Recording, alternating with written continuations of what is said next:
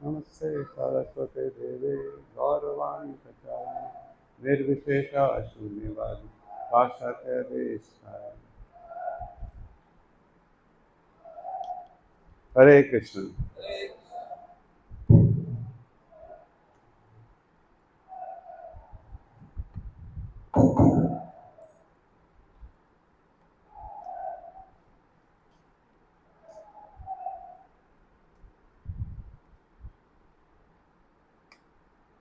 मेरी आवाज वैसे भी जा सकती है? सुनना है? यहाँ से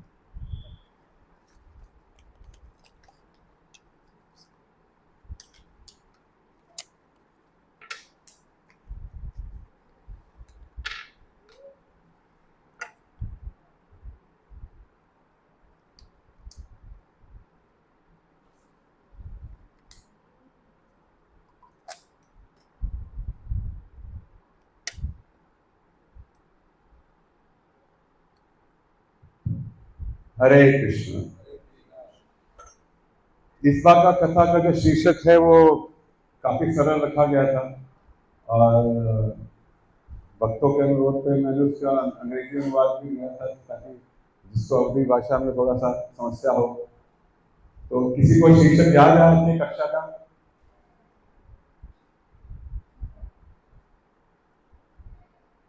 भय प्रकट कृपाला दीन दयाला। तो उसका अर्थ है manifestation of the most merciful and benevolent Lord, merciful Lord. तो ये कथा का जो हम लोग इसका एक परिप्रेक्ष्य जान चुके हैं पिछले सत्रों में, जहाँ पे हमने श्री रामचंद्र जी का चरित्र जाना था और मैंने उसको आपको दो तरीके से उसको प्रस्तुत करने की चेष्टा की थी। एक में मैंने श्रीमद् वाल्मीकि रामायण जो कि आदि काव्य है, जो महर्षि वाल्मीकि द्वारा रचित है, उससे मैंने आपको श्री रामचंद्र जी के चरित्र के बारे में और कैसे उनको प्रेरणा मिली उसके बारे में बताया। किसी को कुछ याद है उसके बारे में कि वाल्मीकि जी की प्रेरणा के स्रोत कौन थे, कैसे बात शुरू हुई? नारद जी की भेंट बताई थी मैंने वाल्मीकि जी को, और तत्पश्चात नारद जी से ब्रह्मा जी और वाल्मीकि जी के बहुत सारे प्रश्न, और उन्होंने कुछ 16 गुणों वाले व्यक्ति के बारे में जानना चाहा, जिसका उत्तर नारद जी ने दिया और 100 श्लोकों के माध्यम से उन्होंने रामायण संक्षिप्त में उनको बताई। और उसके पश्चात हमने देखा कि वाल्मीकि जी जब अगले दिन तमसा नदी में स्नान करने के लिए गए तो वहाँ पे उन्होंने कुछ ऐसा देखा जिससे उनका मन व्यथित हो गया और उनके मुख से एक श्लोक निकला, मानिशा प्रतिष्ठाओं का अनुमान। तो वो जब निकला तो उनको बहुत हैरानी हुई क्योंकि उस श्लोक के माध्यम से उन्होंने उस भेड़िए को, उस व्याध को शाप दिया था जिसने उस नर क्रौंच पक्षी की हत्या की थी, जो कि अपनी पत्नी के साथ प्रेम आदत था। और वो ग्लानि लेके वाल्मीकि जी थोड़े परेशान थे और उनको तब ब्रह्मा जी दर्शन देने के लिए आए और ब्रह्मा जी ने उनको बताया कि कुछ अकारा नहीं हुआ है, ये मेरी इच्छा अनुसार ही आपके मुख से ये शोक निकला है और मेरा आपसे अनुरोध है कि आप श्री रामचंद्र जी के चरित्र के बारे में पूरे सृष्टि को बतलाएं और मैं आपको आशीष देता हूं कि आपके मुख से जो भी वचन निकलेगा वो सत्य होगा, कोई भी बात आपके द्वारा कही गई या सत्य नहीं होगी। और आपको जो कुछ ज्ञात है और जो कुछ ज्ञात नहीं है वो आपको आपके मस्तिष्क में आपको वो प्रकट हो जाएगा और आप उसका गुणगान दे सकते हैं। तो इस तरह वाल्मीकि जी ने 24,000 श्लोकों की 500 चैप्टर्स वाली 500 शब्दों वाली वाल्मीकि रामायण की रचना की, जिसके बारे में हमने जाना। साथ ही हमने जानने की कोशिश की कि तुलसीदास जी के द्वारा प्रचलित, जो कि कलयुग में लिखी गई है, लगभग 15वीं शताब्दी में जो तुलसीदास जी का प्राकट्य हुआ, हम जानते हैं श्री रामचंद्र जी के महान भक्त हैं, तो उनको कैसे प्रेरणा मिली वो हमने वो जाना। जैसा मैंने पिछली बार कहा था कि जब जब रामकथा होती है तो श्री हनुमान जी वहाँ होते हैं।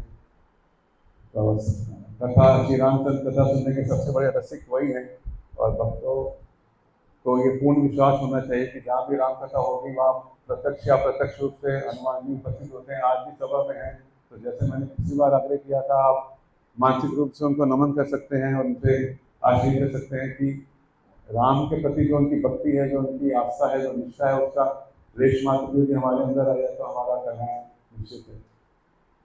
और फिर हमने देखा कि कैसे शिव जी की कथा के माध्यम से, और जब शिव जी ने पार्वती जी को कथा बतानी शुरू की तो हमने वहां पे विराम दिया था कि जहाँ पे वो रामचरित के बारे में महिमा का व्याख्यान करते हैं और वो लिया था। तो आज तकनीकी रूप से रामायण हमारी आज शुरू होगी। अभी समय देखते हैं कितना हम उसको कर पाते हैं। तो हम लोग पहले वाल्मीकि रामायण से जानेंगे।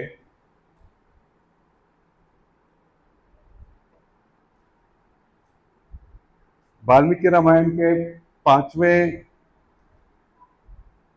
अध्याय में रामायण शुरू होती है महाराज दशरथ के वर्णन से। तो जैसा कि हम सब जानते हैं कि महाराज दशरथ जो थे वो सूर्यवंशी से एक शाक्य कुल में पैदा हुए और वो बहुत प्रतापी राजा थे। और सूर्य वंश जो है वो मनु जी से स्टार्ट हुआ है, मनु जी से उसका उद्गम हुआ है। और वो अगर आप रामायण ठीक से पढ़ेंगे तो आपको पता लगेगा कि रामचंद्र जी की पूरी पिछली पीढ़ियों का वर्णन है, मनु से लेके उनके दादा अज के पुत्र दशरथ, दशरथ के पुत्र राम, और राम के आगे भी 38 पीढ़ियों का वर्णन आता है। और आज भी कुछ समाज में ऐसे वंश हैं जो कि अपने आपको रामचंद्र जी के कुल का होने का प्रमाण रखते हैं। तो कोई ये काल्पनिक कथा नहीं है, ये हमारे ऊपर जो अंग्रेजी शासन रहा जिसपे हमको एक शब्द दिया गया माइथोलॉजी, कि रामायण और महाभारत एक माइथोलॉजी। माइथोलॉजी होता है which is full of myth, which is kind of imaginative, कल्पनीय है। जबकि रामायण और महाभारत कल्पना नहीं है, वो इतिहास है। और इतिहास का संस्कृत में जो अर्थ होता है इतिहासा, मतलब इट सो हैपेंड, ऐसा कभी हुआ था। तो ये प्रमाणित बात होती है। और हमको ये जंजाल में कि इसको कल्पना मान के और इसमें जो सिलेक्टिव हमको अच्छा लगता है वो माने और जो नहीं अच्छा लगता है उसको छोड़ दें, वो एक भक्ति के मार्ग पे चलने वाले साधक का सही एटीट्यूड नहीं है। उसको वैसा एटीट्यूड नहीं रखना चाहिए, क्योंकि भक्ति का जो पहला स्टेप है वो आस्था से है। यदि आस्था आप नहीं बनाएंगे शास्त्रों में जो आप सुन रहे हैं कथाओं में, तो ये आपका एक आध्यात्मिक मनोरंजन से ऊपर बढ़ के कुछ नहीं होगा। वो कथा चाहे राम की हो, चाहे वो कृष्ण की हो, चाहे चैतन्य महाप्रभु की हो, यदि आप अपना उनसे कनेक्ट स्थापित नहीं करेंगे तो वो कैसे होगा। जैसे कि कलयुग में हम देखते हैं कि अधिकतर मंदिरों में भगवान जो है वो पाषाण के होते हैं या पंच धातु के होते हैं, लकड़ी के होते हैं। तो भगवान ने वो रूप कलयुग में इसके लिए लिया है क्योंकि कलयुग के लोग उन्हें पाषाण ही मानते हैं। कोई वेला ही होता है जो भगवान को साक्षात स्वरूप मानता है। वरना हम सब जानते हैं, शास्त्र इस बात का प्रमाण देते हैं कि भगवान के नाम में, उनके रूप में, उनके शब्दों में, उनके साकार रूप में कोई भेद नहीं। तो यदि आप भागवतम सुन रहे हैं तो वो भी स्वयं भगवान कृष्ण है, यदि आप कथा सुन रहे हैं वो भी कृष्ण है, यदि आप मंदिर में दर्शन के लिए जा रहे हैं तो वो भी साक्षात भगवान कृष्ण है। तो यदि आप भगवान को पाषाण मानेंगे तो फिर भगवान आपके साथ पाषाण की तरह व्यवहार करेंगे। आप कुछ भी अपने दुखा लेके जाइए, कुछ भी डिमांड लेके जाइए, भगवान उसके लिए बातें नहीं। लेकिन जिन जिन भक्तों ने भगवान से अपना एक संपर्क साधा है तो वो उन भक्तों का हमेशा उद्धार हुआ है। अनेक ऐसे कथा हैं, तुलसीदास जी की है, चोखा मेला की है। आप पंढरपुर जाते हैं, पंढरपुर में जाना देवी की है। मतलब हम लोग मंदिर में कई बार जाते हैं, कभी हम भगवान से पूछते हैं। अभी पंढरपुर में आप जाए, भगवान एक पैर पे खड़े हैं कितने वर्षों से, लगभग 500 वर्षों से या उससे भी ज्यादा से, लगभग 2000, हम द्वापर युग का अंत माने तो आज 2050 2100 साल से भगवान वहां खड़े हैं। लेकिन हम में से किसी ने जाके भगवान को पूछा कि आपको पीड़ा होती है, कि आपको कष्ट हो रहा है? लेकिन भगवान कैसे शुद्ध भक्त रहे हैं। जना देवी है जिन्होंने जाके भगवान से पूछा है, वो भगवान की पीड़ा अनुभव करते थे। तो यदि आप बचपन के तरफ जाएं तो बचपन में हम लोग यही कहते थे स्टैचू की या विश्व अमृत की, कि जहाँ पे आप सामने वाले को स्टैचू बनाते थे, मूर्त बनाते थे, और आपका काम होता था उसको किस तरीके से हंसाना, उसको रिस्पॉन्ड करना, उसका वो स्टैचू जो है उसको बंद करना। तो भगवान भी आपके साथ वही लीला कर रहे हैं। भगवान कलयुग में आपके सामने पाषाण के रूप में खड़े हैं, पंचधातु के रूप में खड़े हैं, लकड़ी की काष्ठ के रूप में खड़े हैं, संगमरमर के रूप में खड़े हैं। आपकी भक्ति के ऊपर है कि आप भगवान को बातें करते हैं, कि भगवान आपसे संवाद करें, भगवान आपको देख के मुस्कुराएं, भगवान आपसे बात करें। अनेक भक्तों के ऐसे उदाहरण हैं, वो करने जाऊंगा तो अलग ही क्लास हो जाएगी, लेकिन जो मैं कहने का आपको भाव दे रहा हूँ कि अपने हृदय के भाव को निर्मल रखिए और आशावान रखिए। भगवान को मूर्ख मत मानिए, भगवान को साक्षात भगवान मानिए, और जब भी दर्शन दें तो बाकी सारे काम छोड़ दें। तो ये उस आग्रह से है। तो उस ये मैं आपको भूमिका देना चाह रहा था कि आप भगवान के प्रति थोड़ी सी और सिंसियरिटी रहें। आप लोग सब सिंसियर हैं, कथा सुनने के अनुरागी हैं, लेकिन आप भगवान के किसी भी रूप में, आपको जो रूप अच्छा लगे, कृष्ण का रूप अच्छा लगे, राम का रूप अच्छा लगे, चैतन्य महाप्रभु का अच्छा लगे, दत्तात्रेय का अच्छा लगे, पांडुरंग का लगे, जो जिस रूप में आपकी ज्यादा रुचि है, भगवान कोई आपको बातें नहीं करते कि मेरे इसी रूप में आप पूजा कीजिए या मुझसे भाव रखिए। आपको जिस रूप से प्रेम है, जिस रूप में आपकी स्वतः रुचि है, उस रूप से संपर्क बनाइए, लेकिन उस रूप के प्रति आप भगवान के प्रति निष्ठावान रखिए। भगवान डिमांडिंग नहीं है, लेकिन भगवान आपकी भावना देखते हैं। जो आता है तुलसीदास जी के द्वारा रचित थी, जाती रही भावना जैसी ताई मूर्त पाई तिन तैसी। तो जैसे आपके हृदय में भाव है, वैसे भगवान आपको दिखेंगे। थोड़ा कठिन कार्य है, क्योंकि एक अपरेंटली निर्जीव चीज को देख के अपने भाव व्यक्त करना मुश्किल लगता है, लेकिन मैं आपको लिख के दे सकता हूँ कि जिस दिन आप वो भगवान से कम्युनिकेट करना शुरू करेंगे, तो धीरे धीरे धीरे ऐसा समय आएगा कि भगवान की आपको या तो अंतःकरण में या आपको प्रत्यक्ष रूप से आपको वो डायलॉग करेंगे, आपसे संवाद करेंगे। तो ये आपकी भक्ति की श्रद्धा के ऊपर है, भक्ति की सिंसियरिटी के ऊपर है कि आप भगवान को कैसे अप्रोच करते हैं। तो मंगलाचरण का एक जो पाठ रहता है जिसमें भगवान की स्तुति करते हैं, वो कुछ 4-5 श्लोक हैं, वो मैं चाहूंगा कि आप मेरे साथ दोहराएं। ओम नमो भगवते वासुदेवाय। ओम नमो भगवते वासुदेवाय। ओम नमो व्यासं ततो जयामुदीरये। नष्टप्रायेषु भद्रेषु नित्यं भागवत सेवया। भगवती उत्तमा श्लोके भक्तिर्भवती नैष्ठिकी। कृष्णाय वासुदेवाय देवकी नंदनाय च नंदगोपकुमाराय गोविंदाय नमो नमः। रामाय रामभद्राय रामचंद्राय वेदसे रघुनाथाय नाथाय सीताये पते नमः। हरे कृष्ण।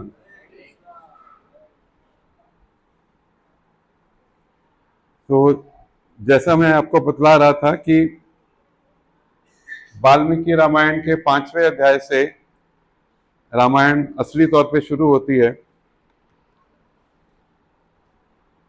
तो वर्णन आता है कि रघुवंश में एक बहुत प्रतापी राजा हुए जिनका नाम है महाराज दशरथ। और महाराज दशरथ जो है वो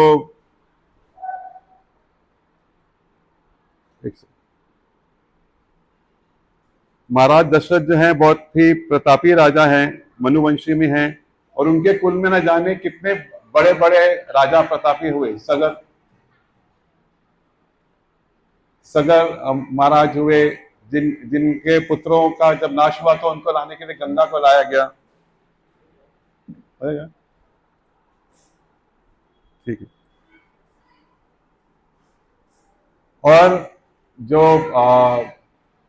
महाराज दशरथ थे वो वैसे कौशल देश के राजा थे, लेकिन एक तरह से उनको आप भारत आर्यवर्त का सम्राट मान सकते हैं, क्योंकि पीढ़ियों से पीढ़ियों से उनका कुल जो है वो भारतवर्ष पे शासन कर रहा था और अधिकांश भारत के जो राज्य थे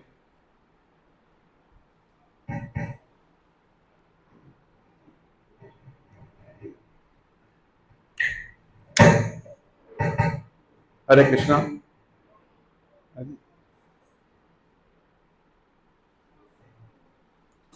हरे कृष्णा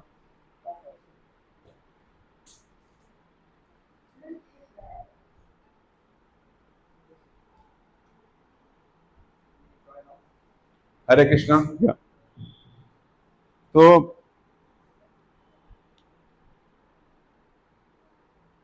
पांचवें अध्याय में वर्णन जो आता है कि अयोध्या के बारे में ही बहुत सुंदर वर्णन किया गया है कि कौशल देश की जो राजधानी थी उसका नाम था अयोध्या। अयोध्या का संस्कृत में अर्थ होता है जिसको कभी युद्ध में जीता ना जा सके। और महाराज जो दशरथ थे वो बहुत ही प्रतापी राजा थे और उनके जो शासन काल में पूरी की पूरी प्रजा जो थी वो बहुत समृद्ध थी, कोई भी गरीब नहीं था और सबके पास सुख साधन थे। और जो उनकी जो पूरी व्यवस्था थी शासन करने की वो बहुत ही उत्कृष्ट थी। उनके पास 8 प्रमुख मंत्री थे और उनके जो प्रधानमंत्री थे वो सुमंत्र थे। और कहते हैं कि कौशल देश में इतना सुंदर प्रबंध किया गया था कि कभी वहां अकाल नहीं आता था और जल जो वृष्टि से जल होता था, जो बारिश से जल होता था, उसको जो आज मॉडर्न डे हम लोग रेन वाटर हार्वेस्टिंग देखते हैं तो उसका बहुत उत्कृष्ट रूप उस जमाने में था कि उस जल को एकत्र करके नहरें, तालाब इत्यादि बनाए जाते थे जिससे पूरे कौशल देश को कभी भी, जब ग्रीष्म ऋतु भी है तो भी जल की कमी कभी महसूस नहीं होती थी और काफी कुछ था। और अयोध्या कौशल देश का वर्णन आता है कि अयोध्या जो थी वो 12 योजन लंबाई में थी। एक योजन को आप 8 मील समझ लीजिए, तो लगभग 100 मील के आसपास उसकी लंबाई थी और 3 योजन उसकी चौड़ाई थी, मतलब 25 मील के आसपास उसकी चौड़ाई थी। और उसके जो राजमार्ग थे बहुत सुंदर थे, उसके दोनों तरफ जो थे सुंदर फल वाले वृक्ष रहते थे और जो तालाब थे और जो उसका जल था वो इतना मीठा था, कहते थे कि वो ईख के रस का, गन्ने के रस जैसा उसका स्वाद होता था। और बहुत प्रतापी राजा थे और बहुत उसमें सुंदर सुंदर ऊंचे भवन भी थे और वर्णन आता है कि 7 मंजिलों वाले भवन तो प्राय दिखते ही थे और बहुत सुंदर उसमें था। और जो जो डेली लाइफस्टाइल था वो सुबह उठता होता था तो राजा को उठाया जाता था गायकों के द्वारा और पार्ट्स के द्वारा उनकी स्तुति करके, और दुंदुभी बजती थी, बाजे बजते थे, नगाड़े बजते थे, राजा को मंगल वेला में उठाया जाता था। और दिन भर कुछ ऐसे डेडिकेटेड लोग थे जो कि इस तरह का गायन का काम करते थे। प्रजा बहुत ही धर्मशील थी, श्री हरि की गुण गाती थी और सब इस तरह से चल रहा था। जितने जो उनका सैन्य बल था वो भी बहुत सुदृढ़ था, चतुरंगिनी सेना थी।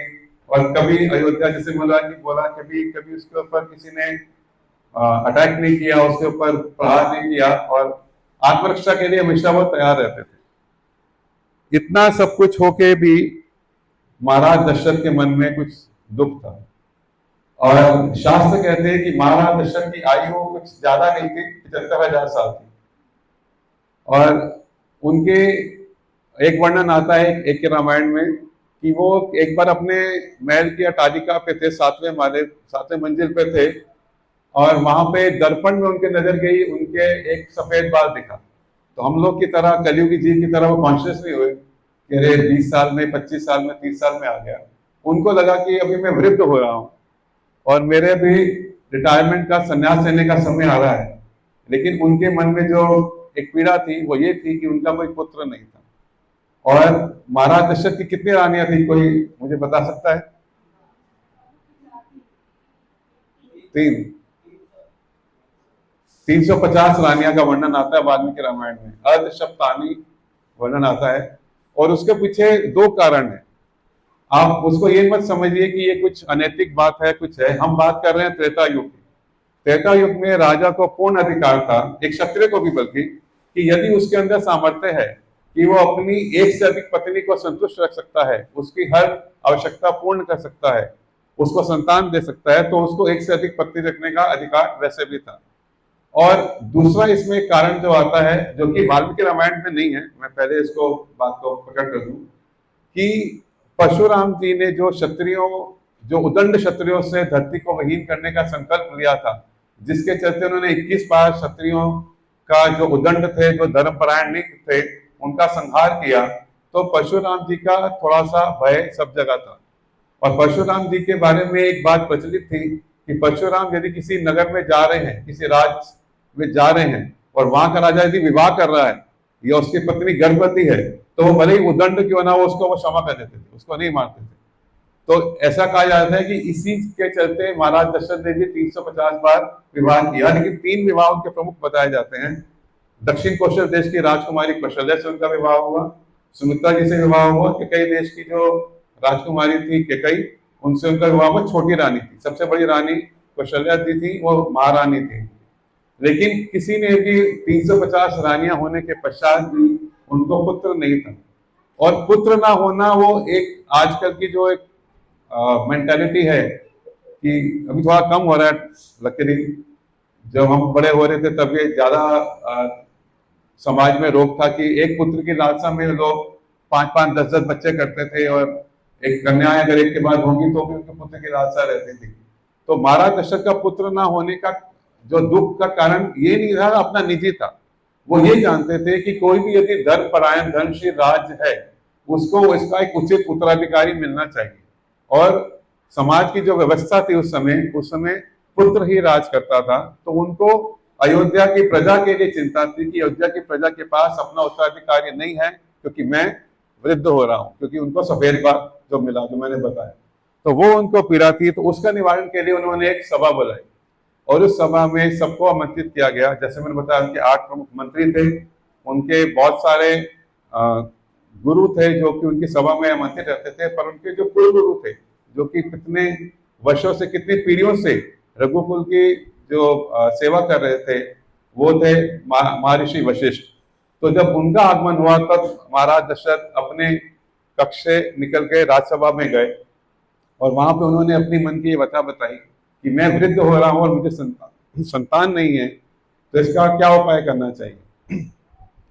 तो वशिष्ठ मुनि ने इसका उनको उत्तर दिया कि आपको अश्वमेध यज्ञ करना चाहिए, और मुझे पूर्ण विश्वास है कि अश्वमेध यज्ञ करने के पश्चात आपको पुत्र की प्राप्ति अवश्य होगी।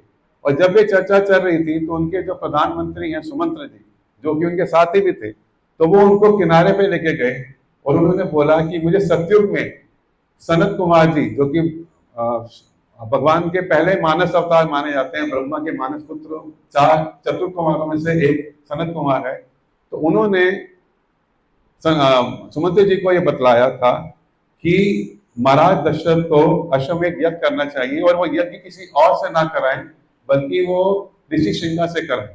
ऋषि श्रृंगा उनके जामाता भी होंगे, और उनसे वो कराएं, और उनसे उनको निश्चित विष्णु के समान पुत्रों की प्राप्ति होगी। तो ये जब बात सुमंत्र जी ने भी बोली तो पूरी स्वीकृति दे दी महाराज दशरथ ने।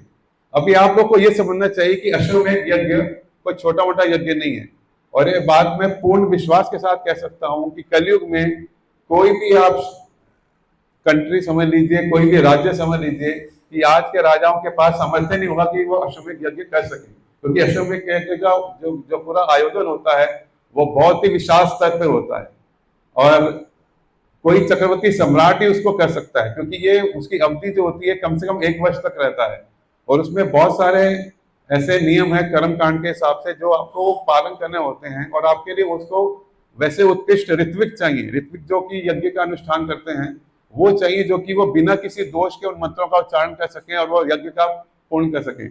और आपको इस बात की गहराई इससे समझ में आएगी कि 5वें-6ठे अध्याय में वशिष्ठ जी से मिलते हैं, और लगभग 16वें अध्याय तक अश्वमेध यज्ञ की चर्चा, कि सरयू नदी के किनारे एक विशाल भूखंड पे पूरा उसका इंतजाम किया गया। पहले एक अश्व जो कि बहुत उच्च ब्रीड का था उसको चुना गया, और उसको एक संदेश के साथ छोड़ना पड़ता है, और वह जिस राज्य में जाएगा स्वतंत्र रूप से घूमता है। वहां के राजा को या तो उस चक्रवर्ती सम्राट की सत्ता को स्वीकार करना पड़ता है, या चुनौती देते हुए युद्ध करना पड़ता है, और युद्ध में यदि वो पराजित हो जाएगा तो उसका राज्य उस चक्रवर्ती सम्राट के अधीनस्थ हो जाएगा। इस तरह वो पूरा जो अश्व है वो घूम के पूरा 1 वर्ष के पश्चात पुनः उस यज्ञ स्थली पे आया, और वशिष्ठ मुनि ने महाराज दशरथ के मंत्रियों को आदेश दिया था कि आपको इसमें कोई भी कमी नहीं रखनी है।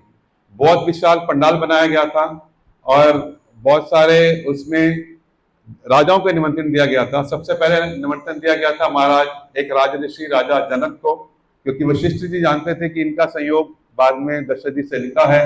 और जितने बड़े बड़े राजा थे, अंग देश के राजा, रोमपद और कैकेय देश के राजा और दक्षिण कौशल के राजा, बहुत वर्णन है, काशी के राजा, सबको बुलावा भेजा गया।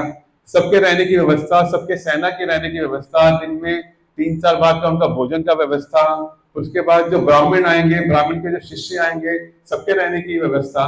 तो ये सब बहुत ही विशाल इंतजाम रहता था। और उनको फिर सिर्फ खाना पिलाना, रहने की व्यवस्था नहीं, उनको दान दक्षिणा भी देनी है, उनको वस्त्र भी देने हैं, और ये आपको 1 साल तक कार्यक्रम करते रहना है। उसके बाद गायें भी दान देनी है, सोना चांदी भी दान देना है, रत्न भी दान देने हैं। इसके लिए मैंने कहा कि कलयुग में किसी राजा, किसी राज्य में सामर्थ्य नहीं कि वो अश्वमेध यज्ञ को जैसा वेदों में कहा गया वैसा आयोजन कर सके। एक तो ऋत्विक भी नहीं होंगे उस क्वालिटी के, उस श्रेणी के। अभी जो बात आती है ऋषि श्रृंगा की, तो ऋषि श्रृंगा की एक थोड़ी सी पृष्ठभूमि है। वो ये है कि भले ही महाराज दशरथ को कोई पुत्र नहीं था, उनको एक पुत्री थी। किसी को उनका नाम ज्ञात है? शांता। तो वो कौशल देश के कौशल्य जी से उनको पुत्री की प्राप्ति हुई, और महाराज दशरथ ने कलयुग जीव की तरह उसको ऐसे ही नहीं तिरस्कार किया या कन्या को ऐसे छोड़ दिया। महाराज दशरथ के एक बहुत बड़े मित्र थे महाराजा रोमपद, अंग देश के राजा थे। उनको भी कोई संतान नहीं थी और उनको राज्य में अकाल पड़ा था, और उनके राज्य में बहुत बड़ा अकाल था। तो उनको उनके जो पहले के राजाओं के जो सलाहकार होते थे वो महर्षि होते थे, संत होते थे, तपस्वी होते थे। आजकल की तरह नहीं कि आपको कोई भी सलाह देने के लिए आपके चाटुकार लोग आपके साथ जुड़ जाते हैं।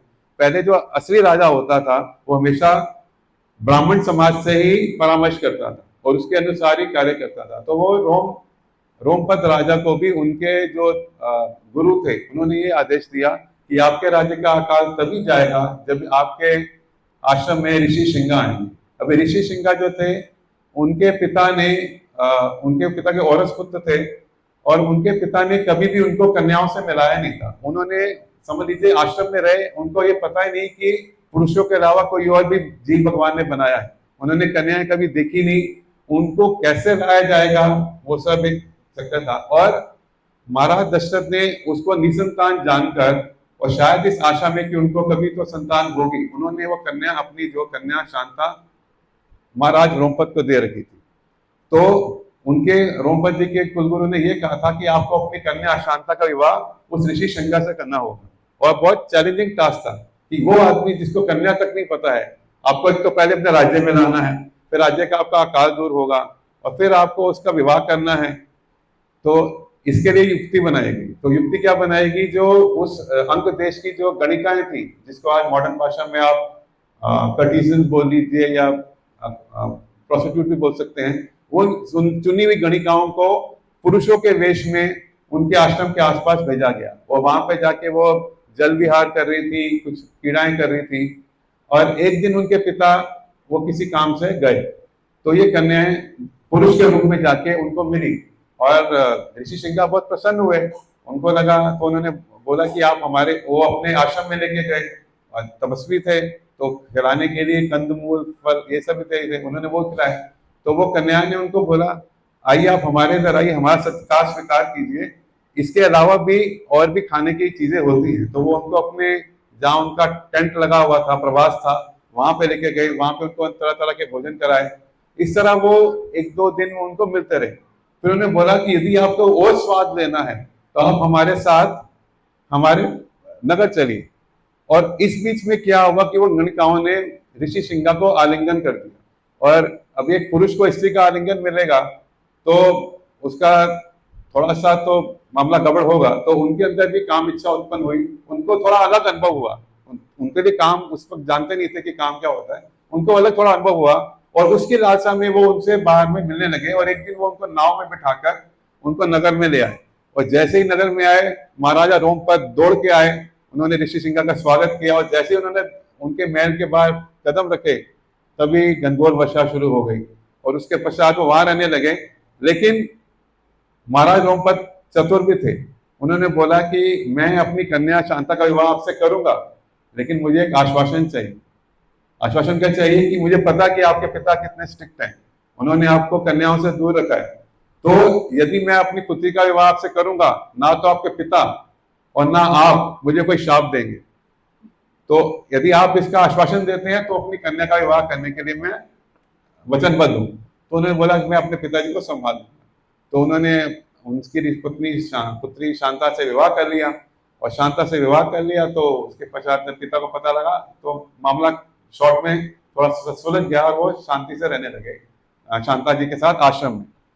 अभी जब महाराज दशरथ को ये योजना का पता लगा कि ऋषि सिंघा को लाना है, तो वो ऋषि सिंघा को लाने के लिए वो स्वयं अपने मित्र महाराज रोमपत के यहाँ गए, और महाराज रोमपत के यहाँ जाकर उन्होंने कहा कि ऐसी ऐसी बात है। तो महाराज रोमपत तो मित्र थे और वो जानते थे कि मैं इनका कृतज्ञ हूं कि उन्होंने अपनी कन्या मुझे गोद दी है। तो उन्होंने शांता और अपने जमाता ऋषि सिंघा को बुला के बताया कि ये आपके असली ससुर हैं, ये आपके असली पिता हैं, और मैंने तो आपका दत्तक पिता हूँ। और उनसे उनका परिचय कराया और उनका प्रस्ताव रखा कि ये आपको अपने साथ अयोध्या में लेके जाना चाहते हैं। वह चाहते हैं कि आप जो एक अनुष्ठान करें, अश्वमेध यज्ञ उनके लिए करें। तो एक सप्ताह तक महाराज दशरथ वहां रहे और तत्पश्चात अपनी पुत्री और अपने जमाता को लेकर वो अयोध्या में आए। इस बीच में वशिष्ठ के आदेशानुसार जो पूरा इंतजाम हो चुका था, अश्व का घोड़ा भी आ चुका था, और उन्होंने इसकी जो अश्वमेध यज्ञ होता है उसमें अश्व की बलि दी जाती है। तो ये आपको समझना चाहिए कि ये अकारण हिंसा नहीं है। उस वक्त के जो ऋत्विक होते थे उनके अंदर इतना सिद्ध और तपबल होता था, वो उसी पशु के बलि देने का विचार रखते थे या यज्ञ रखते थे जिसको वो ऊंची योनि में जन्म दिलवा सके, उसका उद्धार कर सके।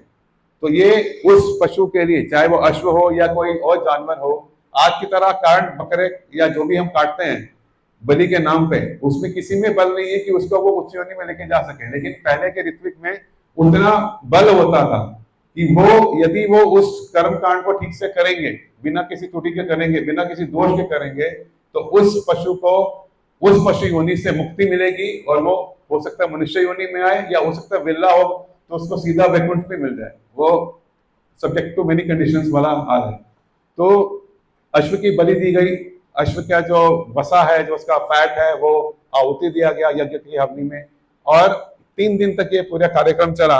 और तत्पश्चात उस यज्ञ की कुंड को बोला गया, जो उसकी धुआं निकल रहा था, महाराज दशरथ को बोला गया कि आप इसका श्वास लें। तो उन्होंने लिया और ये सब हो गया। उसके पश्चात महाराज दशरथ ने सबको दान देना चाहा, और उन्होंने चारों दिशाओं में जो भूखंड थे वो ब्राह्मणों को दान दिए। तो ब्राह्मण बोले हमें भूखंड से क्या काम है, यदि आपको दान देना है कि आप चाहते हैं कि आपका अनुष्ठान वितक ना जाए, क्योंकि बिना दान के उसकी पूर्ति नहीं होती। तो उन्होंने बोला कि आप हमको सोना चांदी दे दीजिए थोड़ा सा, और गाय गौवंश दे दीजिए, हम गौवंश के साथ ज्यादा खुश हैं। तो वो सब जब हो गया, उसके पश्चात में ऋषि सिंघा ने महाराज दशरथ को ये कहा कि मेरे पास एक और उपाय है जिससे आपको निश्चित तौर पे पुत्र की प्राप्ति होगी, आप पुत्र कामेष्टि यज्ञ कीजिए। तो पुत्र कामेष्टि यज्ञ के लिए पूरा फिर से तैयारी की गई और पुत्र कामेष्टि यज्ञ किया गया। और जब पुत्र कामेष्टि यज्ञ संपन्न हुआ वशिष्ठ जी और ऋषि सिंघा की अध्यक्षता में, तो उस यज्ञ के कुंड से यज्ञ पुरुष प्रकट हो गए। वाल्मीकि रामायण में वर्णन आता है, वो काले रंग के थे, बहुत सुंदर से आभूषण पहने हुए थे, बहुत उनकी दिव्य आभा थी, और वो अपने हाथ में क्या लेके आए थे? एक गोल्डन पॉट, एक सोने का कलश लेके आए थे। और उन्होंने बोला कि ब्रह्मा प्रजापति के आदेशानुसार मैं आपके लिए ये इस अनुष्ठान का प्रसाद के तौर पर लाया हूं। अभी मैं थोड़ा यहाँ कथा पर विराम देता हूं और ये बताता हूं कि इसके पीछे में पैरेलली क्या चल रहा था देवलोक। तो जब महाराज दशरथ अश्वमेध यज्ञ कर रहे थे, उस समय सारे देवता ब्रह्मा जी के पास पहुंचे। उन्होंने बोला कि सतयुग के अंत से लेके अब तक इस धरा पे रावण नाम का जो राक्षसों का राजा है, उसने बहुत ही हाहाकार मचा रखा है। वो कोई अनुष्ठान नहीं होने देता, वो ब्राह्मणों का सम्मान नहीं करता है, और सब पे उसने आतंक का राज कर रखा है। और जैसा मैंने पिछले सत्र में कहा था कि उसका राज इतना था कि नवग्रह पे उसके आदेश का पालन करते थे। बल्कि कोई तो ये भी कहते हैं कि इवन नारद मुनि भी नारायण नारायण के बजाय में रावण रावण कहते थे, इतना उसका भय था। क्योंकि शनि को उल्टा लटका रखा था, नवग्रह उसके बंदी थे, तो रावण का मुकाबला करने के लिए कोई नहीं था। तो ब्रह्मा जी ने कहा कि उसने जब मुझसे अपनी तपस्या का फल मांगा था तो उसने मानवों को तुच्छ जानकर और पशुओं को तुच्छ जानकर उनसे अभय नहीं मांगा, उसके अलावा उसने राक्षस, देव, गंधर्व, किन्नर, यक्ष सबसे मांगा। तो इसका उपाय यही है कि उसका जो वध है एक मनुष्य के हाथों लिखा है, पर वो मनुष्य कोई साधारण मनुष्य तो नहीं हो सकता, तो ये कार्य केवल स्वयं भगवान नारायण या विष्णु ही कर सकते हैं। तो हमें उनसे अनुरोध करना चाहिए। और जब ये चर्चा कर रहे थे तब चतुर्भुज रूप में स्वयं भगवान नारायण, भगवान विष्णु अपने वाहन गरुड़ जी के साथ में वहां प्रकट हुए और उन्होंने बोला कि मैं आप सबके मनोदशा जानता हूं और मैं इक्ष्वाकु वंश में महाराज दशरथ के यहाँ अपने बाकी एक्सपेंशन के साथ मैं अवश्य ही अवतरित होगा, लेकिन मुझे आप सब देवताओं से भी सहयोग चाहिए कि आप लोग भी अपने अपने अंश के रूप में प्रकट हो। और इसके पश्चात भगवान विष्णु अंतर्ध्यान हो गए और ब्रह्मा जी ने आदेश दिया सब देवताओं को कि आप अपने अंश को धरती पे प्रकट करें, वानरों के रूप में, रीछों के रूप में, और खास करके किष्किंधा प्रदेश में आप लोग समा जाएं। तो किष्किंधा प्रदेश में इंद्र ने अपने अंश से बाली को प्रकट किया और सुग्रीव जो थे वो सूर्य की संतान थे और बृहस्पति जी की संतान थे तारा, एक और भूलों में गंधमाधव वो वानर थे, और विश्वकर्मा जी की संतान थे नल, अग्नि के संतान थे नील, और हम सबके चहेते श्री राम भक्त पवन पुत्र हनुमान। सबके सब में अपने पिताओं की तरह दिव्य बल था और वह साधारण वानर नहीं थे, और वह सब के सब दक्ष थे शस्त्र से लड़ने के लिए भी, साथ ही साथ शिलाओं को, बड़े बड़े वृक्षों को उठाकर युद्ध करने में वो सक्षम थे। और इस तरह से लाखों करोड़ों की संख्या में ये सब वानर जो है किष्किंधा प्रदेश में फैल गए। अभी जो है, अभी जब ये यज्ञ पुरुष प्रकट हुए अपने साथ में कलश लेकर, तो उसके पश्चात में महाराज दशरथ वो लेके अपने रनिवास में गए जहाँ उनकी रानियां थी। और कहा जाता है कि हम सब की जो उत्पत्ति होती है अपने माता पिता के मिलन से, भगवान की उत्पत्ति कभी भी इस तरह से नहीं होती। तो उसमें जो आप समझिए कि खीर जो है वो भगवान का बीज है, और जो जिस भूमि पे बोया जाएगा वो उनकी माताओं के गर्भ है। तो इसके लिए 350 में से जो प्रमुख रानियां थी जो उस तरह के दिव्य बीज का ग्रहण करने के योग्य थी, उनका ही चुनाव किया गया। ऐसा नहीं कि महाराज दशरथ पार्षद थे, वरना वो सबको बांट देते, लेकिन वो जानते थे कि ये जो है इसमें एक बहुत ज्यादा पोटेंसी है, इसके असीमित बल है, तो वो जिससे आदमी को उम्मीद होती है उसी को देता है ना। यदि आपको कुछ कोई चीज मिलेगी और आपके परिवार में 10 लोग हैं तो आप सब लोग को तो 10 में बांटेंगे नहीं, आप या तो अपने सबसे अच्छे पुत्र को या पुत्री को या जिसको भी आप मानते हैं विश्वास पात्र, उसको आप देने के प्रयास करेंगे। तो उन्होंने क्या किया, उस खीर के 2 भाग किए और आधा भाग उन्होंने अपनी बड़ी रानी कौशल्या जी को दिया, और जो बाकी बचा हुआ भाग था, मतलब आधा भाग था, उसका आधा भाग किया और उन्होंने आधा भाग, मतलब 1/4 भाग उन्होंने सुमित्रा जी को दिया। बचा हुआ जो शेष 1/4 भाग था उसके 2 हिस्से किए, उसको उन्होंने अपनी छोटी रानी कैकेयी को दिया, और जो 1 भाग बच गया था उन्होंने पुनः वो सुमित्रा जी को दिया। अभी ये वर्णन हर रामायण में अलग अलग से है। मानस आप पढ़ेंगे, मानस में इसका वर्णन थोड़ा अलग आता है, कम रामायण में वर्णन थोड़ा अलग आता है, लेकिन आप अपनी सीमित बुद्धि मत लगाइएगा कि आधा है तो वो राम हुए, 1/4 है तो वो भरत हुए या लक्ष्मण हुए, वो दिमाग मत लगाइए, क्योंकि भगवान हम जानते हैं कि पूर्ण से पूर्णतम, कि भगवान पूर्ण के कितने भी आप उनके प्राकट्य कर लीजिए, वो हर भाग जो है अपने आप में पूर्ण रहता है। और ये चारों जो हैं वो भगवान नारायण के ही रूप हैं, भगवान विष्णु के ही रूप हैं। हालांकि कहीं कहीं वर्णन आता है कि वासुदेव के अवतरण हुए भगवान राम, संकर्षण के अवतरण हुए श्री लक्ष्मण जी, और जो भगवान का चक्र था वो आए भरतलाल के रूप में, और भगवान का जो शंख था वो आए शत्रुघ्न के रूप में। लेकिन वाल्मीकि रामायण में ऐसा उल्लेख नहीं आता है। तो ये जब भी हुआ, सब रानी ने ग्रहण किया, उसके पश्चात उनको दिव्य अनुभूति होने लगी उनके गर्भ के आसपास की, जैसे कुछ उनके अंदर में अलग सा हुआ है, और उसमें पूरा वो आकाश से पुष्पों की वर्षा होने लगी और सब लोग बहुत प्रसन्न थे, महाराज दशरथ भी प्रसन्न थे। और अंततः अभी मैं वाल्मीकि रामायण के कुछ श्लोकों के माध्यम से आपको बताना चाहता हूँ कि वाल्मीकि रामायण में इसका वर्णन कैसे आता है।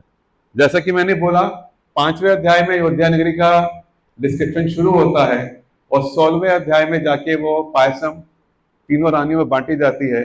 17वें अध्याय में वानरों के रूप में देवताओं का प्रकट होना वर्णन किया जाता है और 18वें अध्याय में भगवान राम, भरत, शत्रुघ्न और लक्ष्मण के जन्म की कथा आती है। तो इसमें समझ लीजिए मोटा मोटे तौर पे एक एक सर्ग में 50 से 60 श्लोक हैं। तो लगभग 500 श्लोक के बाद में जाके वर्णन आ रहा है और 500 श्लोकों में सिर्फ अश्वमेध यज्ञ का ही वर्णन है और वो आपको पढ़ना चाहिए कि कितना उस समय में उसका विशाल आयोजन होता था।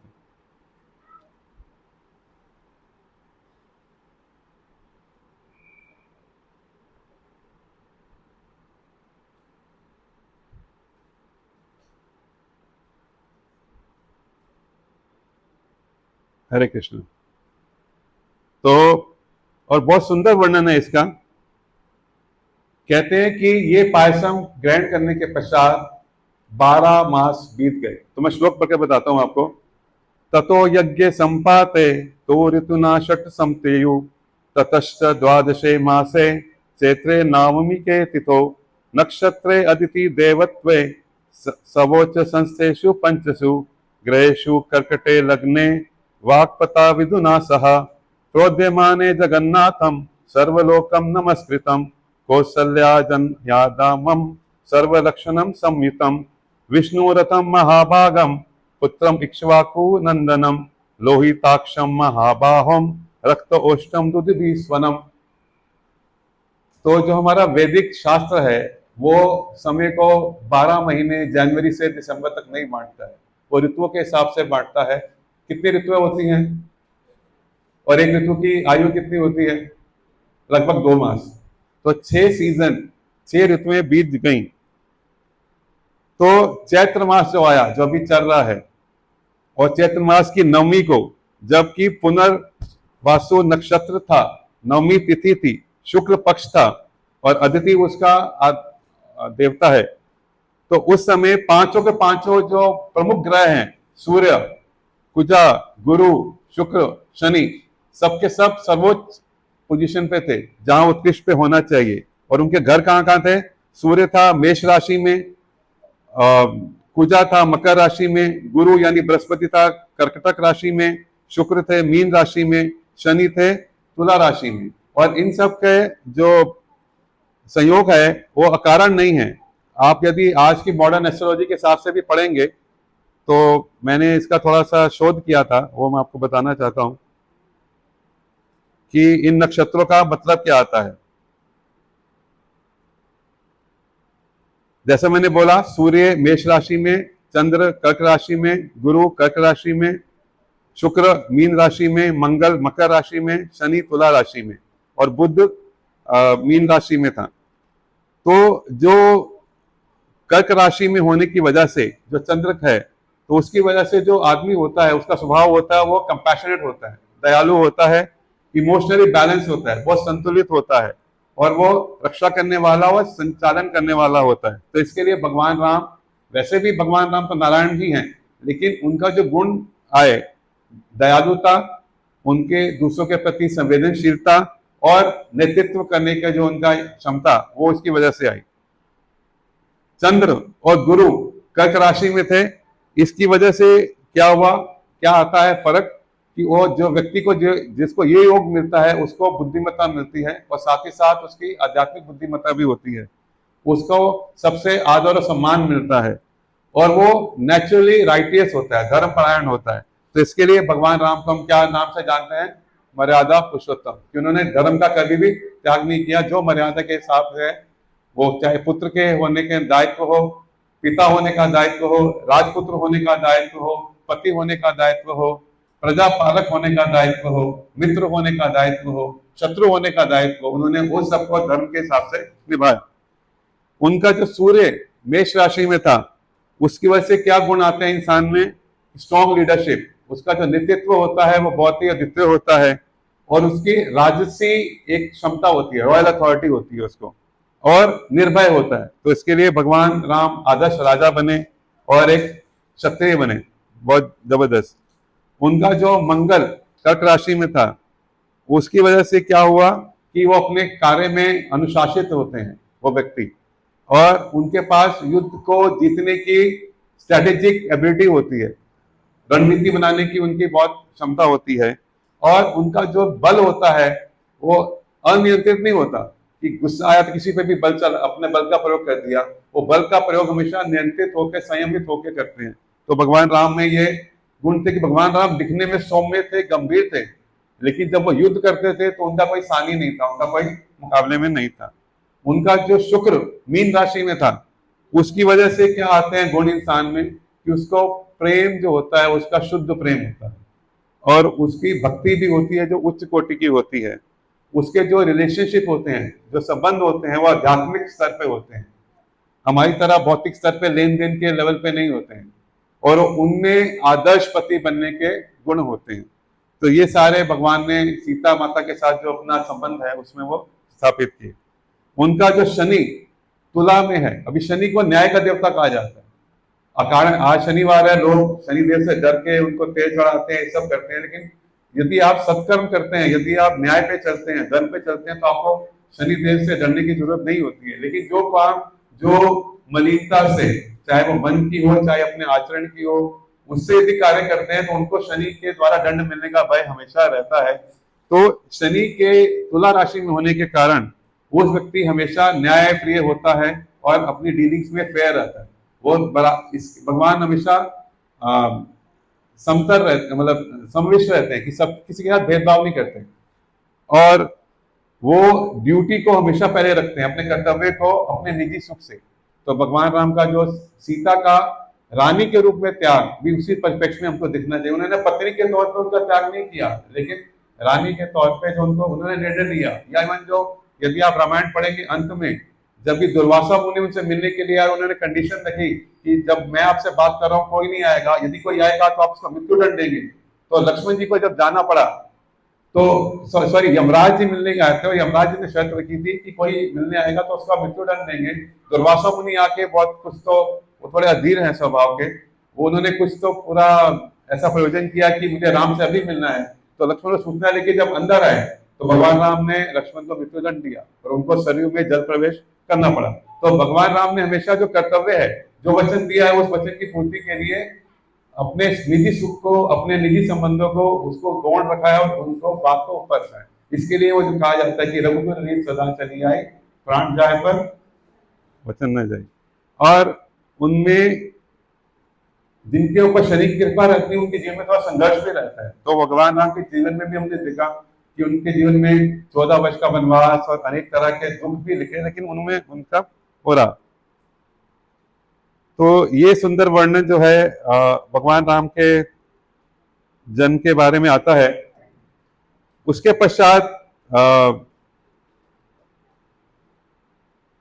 जब ये नया साल आया, मैंने वो नक्षत्र आपको बता दिए, और जो नीचे का जो पार्ट था उसमें श्लोकों का कि विष्णु अर्धम महाभागम पुत्र विश्वाकु नंदनम लोहिताक्षम महाबाहम रक्तोष्टम दुंदुभि स्वनम, कि विष्णु अर्धम, की वैसे विष्णु का आधा भाग उनके अंदर था क्योंकि वो पायसम के हिसाब से, लेकिन और जो कहते हैं कि भगवान के जो पुत्र जो हुए इक्ष्वाकु वंश के, और इक्ष्वाकु वंश के वो नंदन बने, उसके गौरव बने, और उनके लोहिताक्ष भगवान के जो नेत्र हैं वो बड़े हैं, और वो लोहिताक्ष कहते हैं, राजीव नयन कहते हैं, राजीव लोचन कहते हैं भगवान राम के सुंदर सुंदर नाम, क्योंकि आंखें बहुत सुंदर थी। महाबाहु थे, तुलसीदास जी उसको अजान बाहु भी कहते हैं, और वाल्मीकि जी भी अजान बाहु कहते हैं कि उनकी बाजुएं उनके घुटनों से नीचे आती थी। और दुंदुभि स्वमन, जो भगवान का स्वर था बहुत ही मधुर था। कौशल्या शुशुभे तेना पुत्र न मेहता तेजसा यथा वरण देवी नाम आदित्य वजन पाणिना। और कौशल्या भी ऐसा पुत्र पाकर एकदम उनका तेज बहुत बढ़ गया था, जैसे कि स्वयं अदिति ने इंद्र को जन्म दिया हो, ऐसा वो तेज उनके चेहरे पे, उनके उस पे आ रहा था। और वाल्मीकि रामायण में वर्णन नहीं है, लेकिन प्रमाणिक बात है कि भगवान राम का जब जन्म हुआ, हम तुलसीदास की लीला पे आएंगे तो उसमें बहुत सुंदर वर्णन है।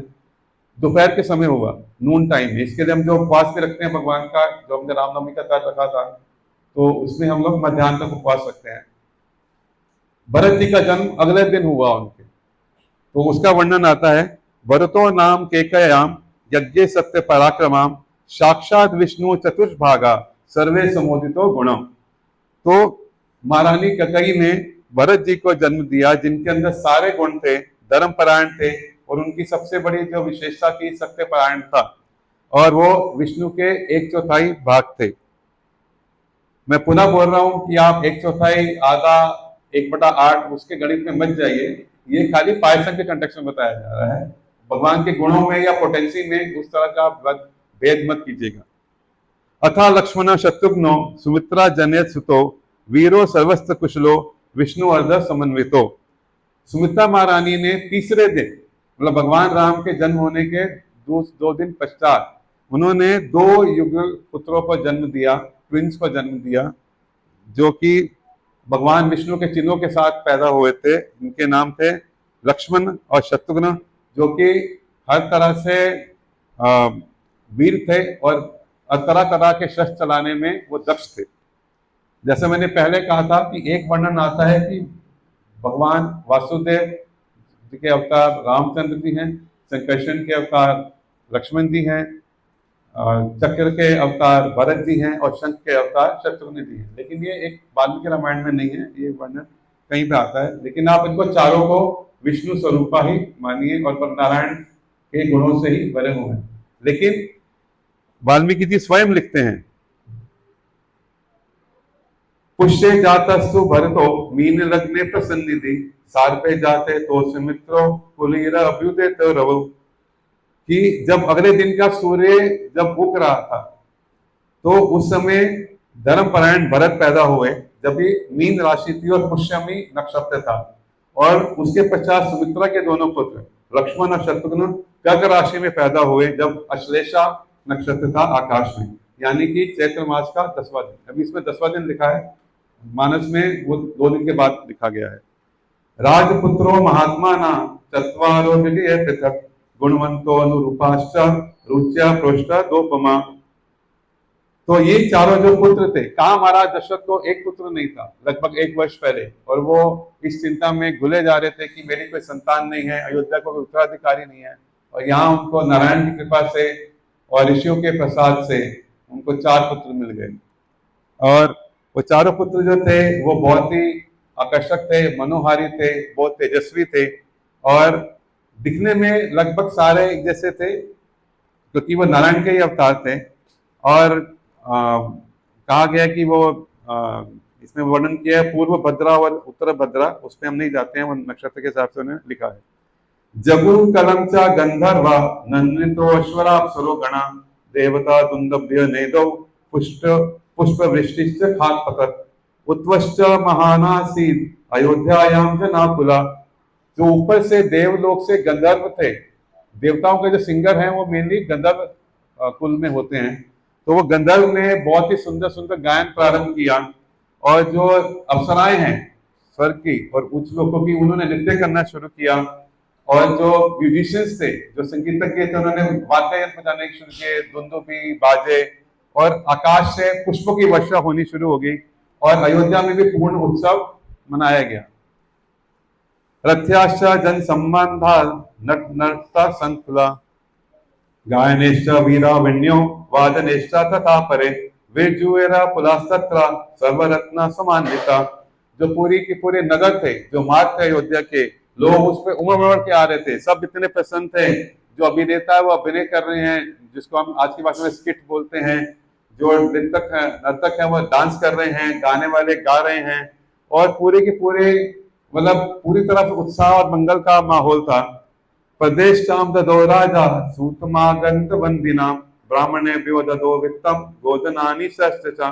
और महाराज दशरथ ने भी अपने पूरे राजकोष खोल दिए। उन्होंने जो सिंगर थे, बाढ़ थे, गायन थे, गवैये थे, उनको प्रचुर मात्रा में धन, सोना, चांदी, रत्न इत्यादि दिया।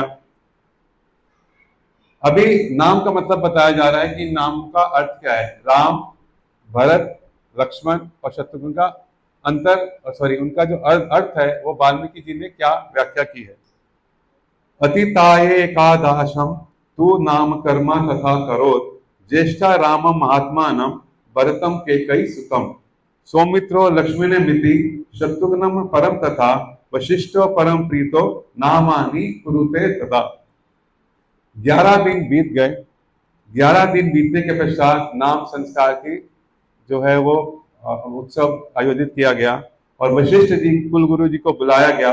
उन्होंने ज्येष्ठ जो पुत्र है उसका नाम रखा राम, कैकेयी के पुत्र का नाम रखा भरत, सुमित्रा के एक पुत्र का नाम रखा लक्ष्मण और दूसरे पुत्र का नाम रखा लक्ष्मण। अभी राम जो है वो रमनते धातु से बना है, मतलब कि आनंद जो रमता है, जो कि आपकी डिजायर्स को पूर्ण करता है, वो राम है। रमनते सर्वे जना गुणे अस्मिन् इति रामा, कि लोग उसके नाम में, उसके दर्शन में भी आनंद लेते हैं। वो तो कुछ आनंद सीख करता ही है, उसमें भी लोग आनंद को प्राप्त कर लेते हैं, वो नाम है। और जो राम नाम है वो बहुत पुराना नाम है। पद्म पुराण में भी इसका वर्णन आता है। श्रिया कमलवासिना रामे नामा महाप्रभु, तस्मा श्री रामा इति तस्य नाम सिद्धा पुरातनम।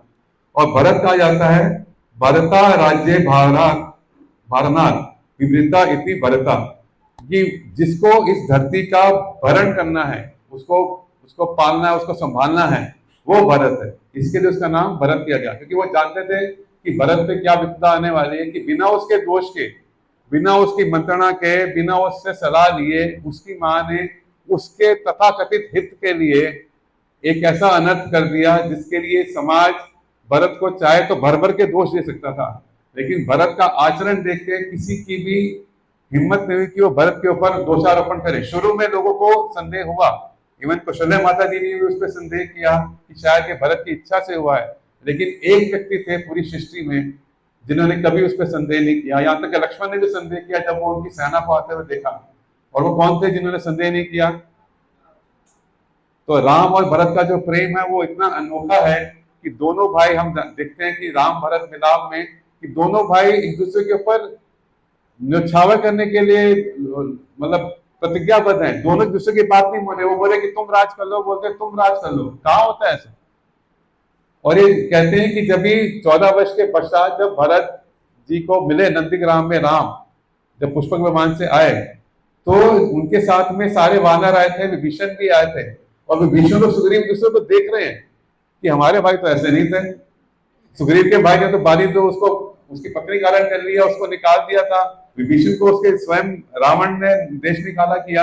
और यहाँ देख रहे थे कि दोनों भाई इतना प्रेम में आंसू बहाए जा रहे हैं कि किसी दुनिया की सुध नहीं है, और ये कर रहे हैं। और यहाँ तक कि राम ने भी जब हनुमान जी से प्रसन्न हुए तो उन्होंने उनकी तुलना किससे की? भरत जी से की। तुम मम प्रिय भरती सम भाई, ये तुलसीदास जी की हनुमान चालीसा में भी आता है। तो इतना भरत जी का वर्णन है। लक्ष्मणो लक्ष्मणी संपन्ना या लक्ष्मी अस्या स्थिति, कि लक्ष्मण जो है वो लक्ष्मी पति हैं, जिससे प्रमाण होता है कि वो विष्णु का ही रूप है। और वो क्योंकि उस संपत्ति का प्रयोग वो अपने स्वार्थ के लिए नहीं करते, निष्काम भाव से करते हैं, इसके लिए उनको लक्ष्मणा कहा गया है। और लक्ष्मण की जो निष्ठा है वो बचपन से ही राम के प्रति थी। शत्रुघ्न हंति इति शत्रुघ्न, कि जो शत्रुओं का नाश करे। अभी आप सोचेंगे रामायण हमने पूरी पढ़ ली, खाली एक असुर का वध दिखाया, लवणासुर का वध शत्रुघ्न ने किया है, तो ऐसा क्या बड़ा कार्य किया शत्रुघ्न ने? वो तो रावण के साथ युद्ध में भी नहीं गए, लेकिन शत्रुघ्न जी ने वो कार्य किया जो कि असंभव सा है, कि अपनी इंद्रियों पे जीत प्राप्त कर लिया। आप षड रिपु जो हमारे हैं, काम क्रोध मद मत्सर्य लोभ, इनसे परे, इनके ऊपर आपने विजय कर लिया कि आप निष्काम भावना से सेवा करने के लिए तत्पर हो। कि लोग चाहते थे राम की सेवा करना, वो बीड़ा उठाया लक्ष्मण जी ने। राम के जो जिनका असीम प्रेम भरत, उन्होंने भरत की सेवा स्वीकार करी। तो जो हम वैष्णव पद्धति में हम सब जो गौड़िया बांधव वैष्णव परंपरा को मानते हैं, हम सबको रूप गोस्वामी जी ने सिखाया है कि हमको दासानुदास होना चाहिए। तो इसका सबसे ज्वलंत उदाहरण शत्रुघ्न है कि उन्होंने राम की सेवा उतनी नहीं की जितनी उन्होंने राम के दास भरत की सेवा करी। और सुमित्रा माता धन्य है कि जिन्होंने अपने दोनों पुत्रों को दोनों विशिष्ट विभूतियों राम और भरत की सेवा में लगाया। और कोई कुछ ऐसे डिमांड नहीं की कि मेरे तो 2 पुत्र हैं, मुझे कुछ मिलना चाहिए। उन्होंने जो निष्काम भाव सुमित्रा माता का था वो उनके दोनों पुत्रों में भी आता है।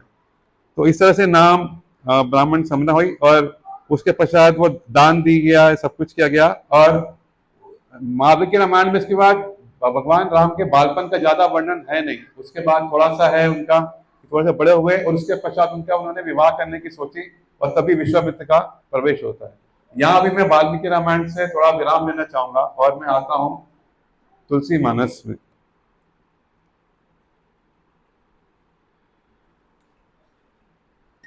यदि अभी तक किसी को कुछ टिप्पणी या प्रश्न है तो पूछ सकता है, एक प्रश्न मैं ले सकता हूं।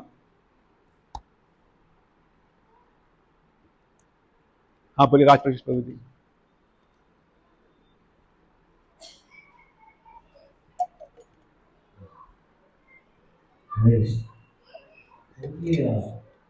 जब रामचंद्र और सीता माता की शादी हुई हाँ जी, तो उनका आयु कितना था, क्योंकि ये बहुत गंभीर है।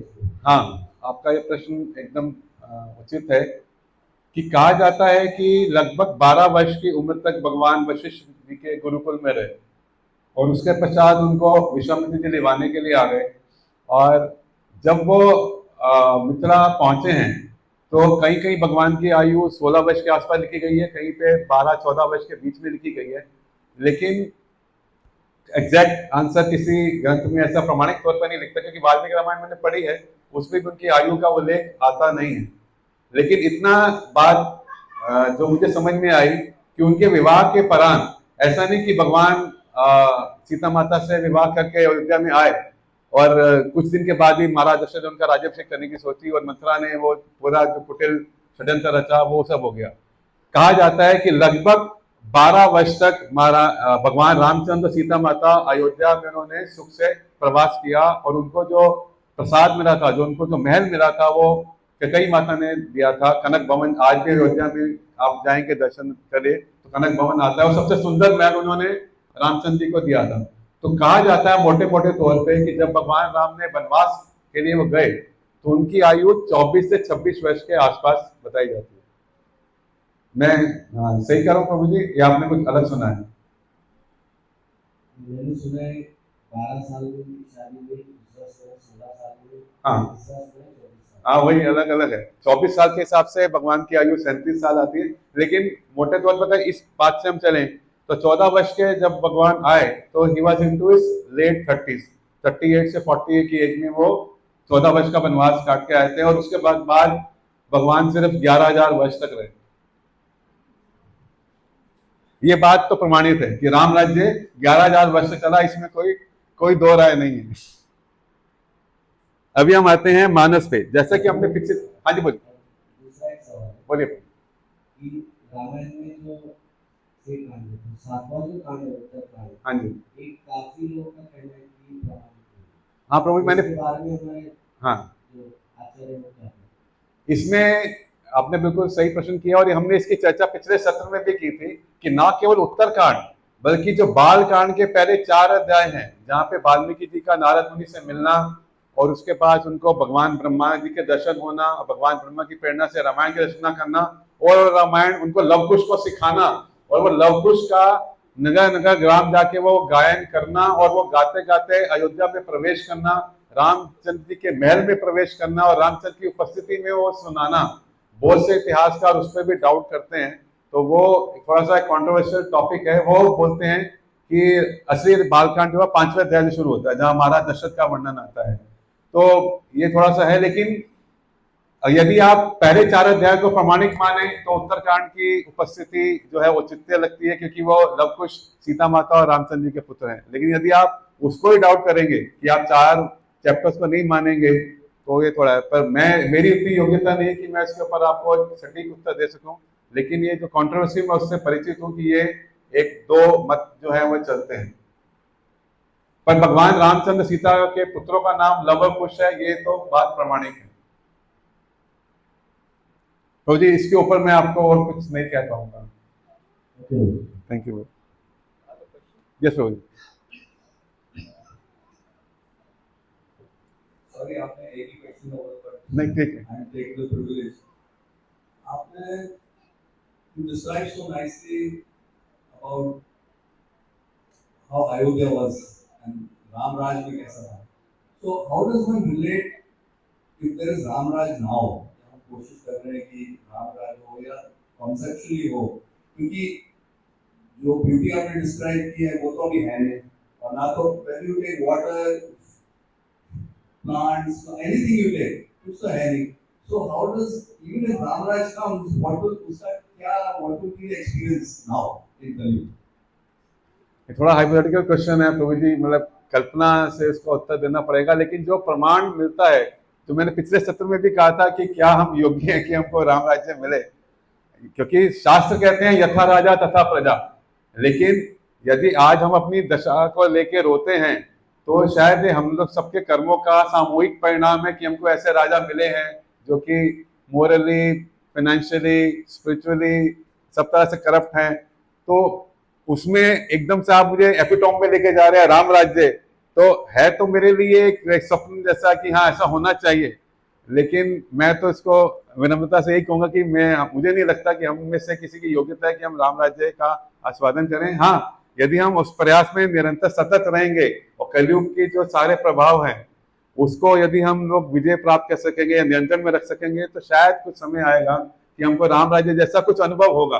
लेकिन हमारे जो इस्कॉन के संस्थापक हैं श्री प्रभुपाद, वो मेरी तरह निराशावादी नहीं थे, वो आशावादी हैं। इसके लिए उन्होंने, जैसे कल भी महाराज ने अपने व्याख्यान में बताया कि इन्होंने प्रमुख देशों की राजधानियां, चाहे वो दिल्ली प्रदेश हो, चाहे वो लंदन हो, चाहे वो वाशिंगटन डीसी हो, चाहे अन्य किसी देश का नाम लीजिए, फाइनेंशियल कैपिटल बॉम्बे की लीजिए, वहां पे उन्होंने जो मंदिर स्थापित किए, वहां पे सीताराम लक्ष्मण हनुमान जी को भी स्थापित किया ताकि उन नगरों में राम राज्य आए और रहे।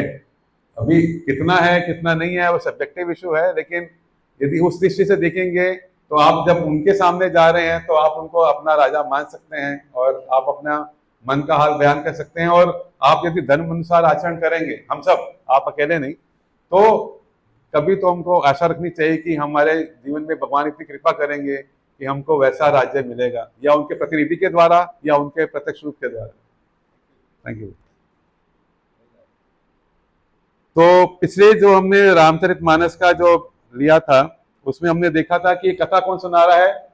शंकर जी, देवादिदेव महादेव सुना रहे हैं पार्वती जी को। और वो बड़ा अनोखा प्रसंग है। यदि आप रामचरितमानस पढ़ेंगे तो राम के पहले उन्होंने रावण का गुणगान मतलब रावण का वर्णन किया कि रावण कौन था, कैसे आया, और उसमें रावण के प्राकृतिक लीला थोड़ी अलग है, वो वाल्मीकि रामायण से थोड़ी सी अलग आती है। लेकिन वो आप पढ़िएगा कभी, जब आप रामचरितमानस का आप गूगल पे डाउनलोड कर सकते हैं, या आप आपके पास बुक होनी चाहिए घर पे तो आप पढ़ सकते हैं, तो आपको पता लगेगा कि बहुत सुंदर वर्णन है। और वो उन्होंने जब भी ये आते हैं तो कुछ सिमिलैरिटीज हैं वाल्मीकि रामायण से, कुछ डिफरेंस है, हम उस पर चर्चा करेंगे। लेकिन रामचरितमानस की एक योग्यता, एक उसकी जो विशेषता है कि उसका जो गाने का मीटर है, मैंने पिछली बार, मैं ईमानदारी से उत्तर दे रहा हूँ कि मैंने लाइफ में पहली बार प्रयास किया था रामचरितमानस को पढ़ के सुनाने का, तो मुझसे कोई पंडित बैठा होगा तो वो अवश्य उसने कमी निकाली होगी। तो आज भी वो मैं दुस्साहस करने जा रहा हूँ कि मैं उनकी चौपाइयाँ पढ़ने का प्रयास करूंगा। मीटर यदि ऑफ जाए तो कृपया मुझे अनजान बच्चा समझ के क्षमा कीजिएगा, लेकिन आप उसका रस अवश्य लीजिए, ऐसा मेरा आपसे अनुरोध है।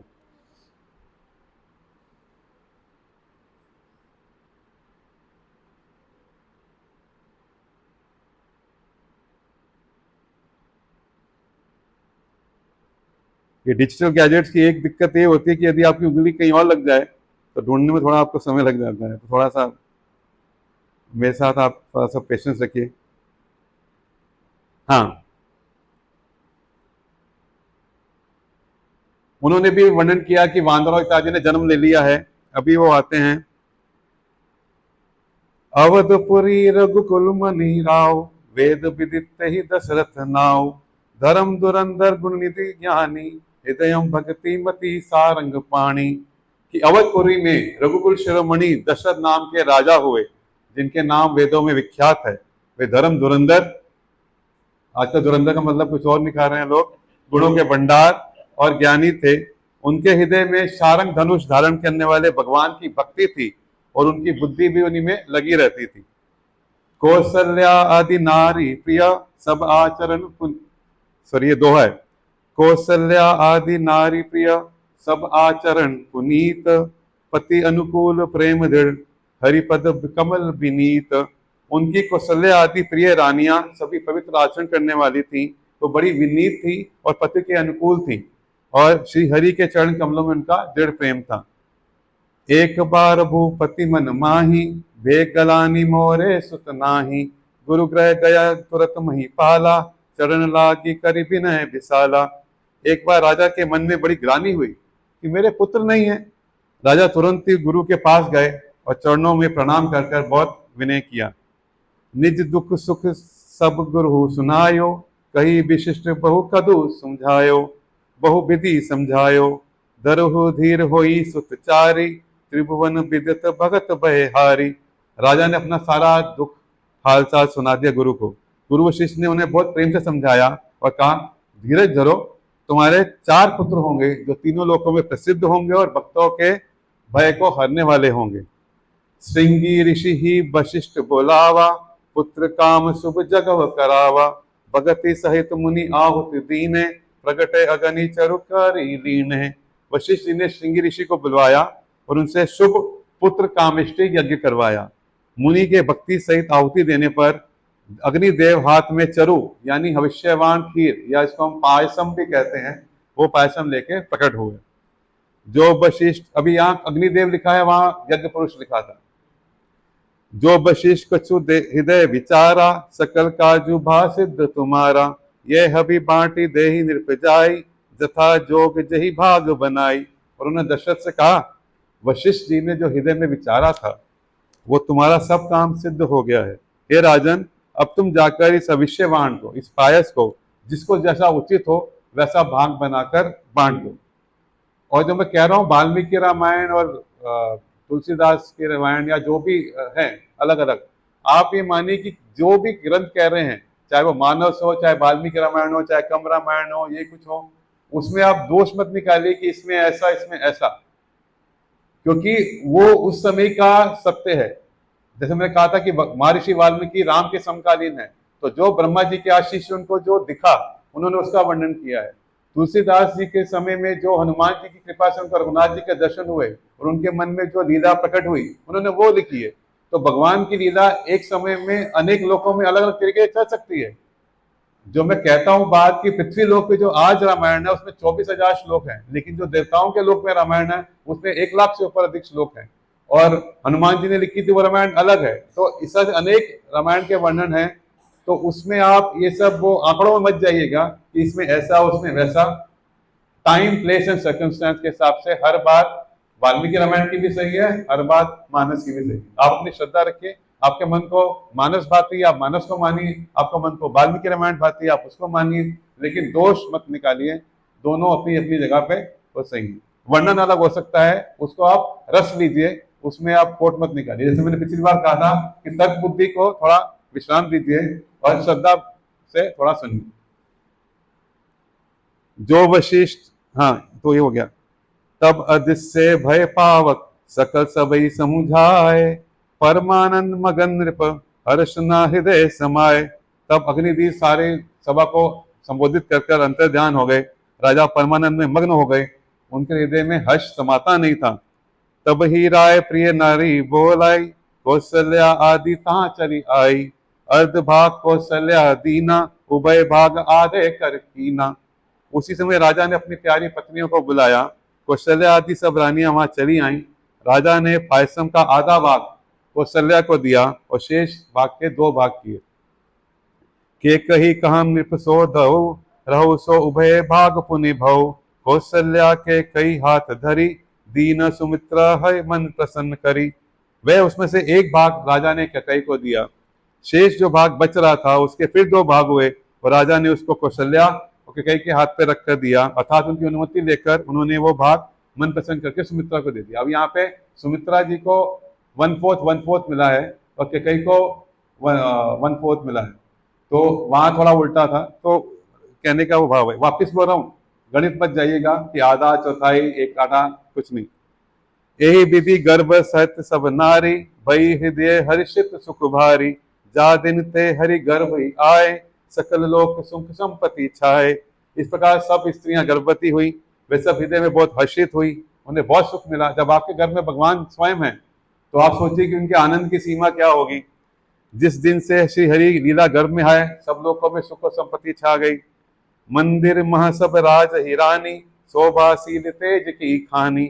सुख जत जुत कछुक काल चली गयो, जेहि प्रभु प्रकट सो अवसर भयो। शोभाशील और तेज की खान सब रानियां महल में सुशोभित हुई। इस प्रकार कुछ समय सुखपूर्वक बीता और वह अवसर आ गया जब भगवान को प्रकट होना था। अभी तुलसीदास जी की रामचरितमानस में बहुत सुंदर वर्णन है कि वो दिन कैसा था, ऋतु कैसी थी, मौसम कैसी थी। आइए उसका आस्वादन लेते हैं। जोग लगन ग्रह बार तिथि, सकल भय अनुकूल। चर अरु अचर हर्षुत, राम जन्म सुख मूल। योग, लग्न, ग्रह, वार और तिथि सब के सब अनुकूल हो गए। जड़ और चेतन, सजीव और निर्जीव सब हर्ष से भर गए, क्योंकि श्री राम सब का जन्म सब सुखों का मूल है। नौमी तिथि मधुमास पुनीता, शुक्ल पक्ष अभिजीत हरिप्रीता। मध्य दिवस अति शीत न धामा, पावन काल लोक विश्रामा। पवित्र चैत्र का महीना था, नवमी तिथि थी, शुक्ल पक्ष और भगवान का प्रिय अभिजीत मुहूर्त था। वहां पुनर्वसु लिखा था, यहाँ अभिजीत मुहूर्त है। दोपहर का समय था, ना बहुत सर्दी थी और ना बहुत धूप और गर्मी थी। अभी तो गर्मी बढ़ी हुई है इस साल में, लेकिन उस समय के चैत्र मास में थोड़ा प्लेजेंट सा एम्बियंस था। वह पवित्र समय सब सुखों को शांति देने वाला था। शीतल मंद सुरभि बहबाओ, हरिषित सुर संतन मन चाओ। वन कुसुमित गिरिगण मनियारा, सब ही सकल सरितमृत धारा। शीतल, मंद और सुगंधित पवन बह रही थी, जो कि बॉम्बे में रेयर एंटिटी है। देवता हर्षित थे, संतों के मन में बड़ा चाव था। वन फूले हुए थे, पर्वतों के समूह मणियों से जगमगा रहे थे और सारी नदियां अमृत की धारा बहा रही थी। सो अवसर बिरंची जब जाना, चले सकल सुर साजी विमाना। गगन विमल संकुल सुरजू था, गावही गुण गंधर्व बरू था। जब ब्रह्मा जी ने समय जान लिया कि अभी भगवान के प्राकट्य का समय आ गया है, तब उनके साथ सारे देवता अपने अपने विमान लेकर निकल पड़े। निर्मल देवता आकाश देवताओं के समूह से भर गया। गंधर्वों के दल गुणगान करने लगे। बरसई सुमन सुअंजलि साजी, गह गई गंगन दुंद भी बाजी। स्तुति करी नाग मुनि देवा, बहुबदी लावही निज निज सेवा। और सुंदर अंजलियों में सजा सजा कर पुष्प बरसाने लगे आकाश मार्ग से। आकाश में घमाघम नगाड़े बज रहे हैं, नाग मुनि देवता स्तुति कर रहे हैं और बहुत प्रकार से अपने अपने उपहार लेके आए। जैसे हम भी जाते हैं, किसी के यहाँ शिशु पैदा होता है तो हम कुछ लेके जाते हैं, तो देवता भी खाली हाथ कैसे आएंगे, वो भी अपने अपने उपहार लेके आए। भले ही वो भगवान ने दिए हैं, पर वो लाए तो। सुर समय विनती करी पहुंचे, निज निज धाम, सुर समूह निज विनती करी पहुंच। ये दोहा और चौपाई में थोड़ा मीटर अलग हो जाता है, थोड़ा वो स्ट्रगल होती है मेरे लिए। सुर समूह विनीति करी पहुंचे निज निज धाम, जगनिवास प्रभु प्रगटे अखिले लोक विश्राम। देवताओं के समूह विनती करके अपने अपने लोक में जा पहुंचे और समस्त लोगों को शांति देने वाले जगदाधर प्रभु श्री राम प्रकट हुए। और मैं अभी माता जी से आग्रह करूंगा कि वो जो तुलसीदास जी ने उस पे जो चौपाइयां लिखी हैं वो अपनी मधुर वाणी से गाएं, ताकि मेरी कर्कश आवाज आप लोगों को थोड़ी देर के लिए विराम दे। जो हमारा टाइटल भी आज के शीर्षक का, उसका वो चौपाई वहां से वर्णन आता है।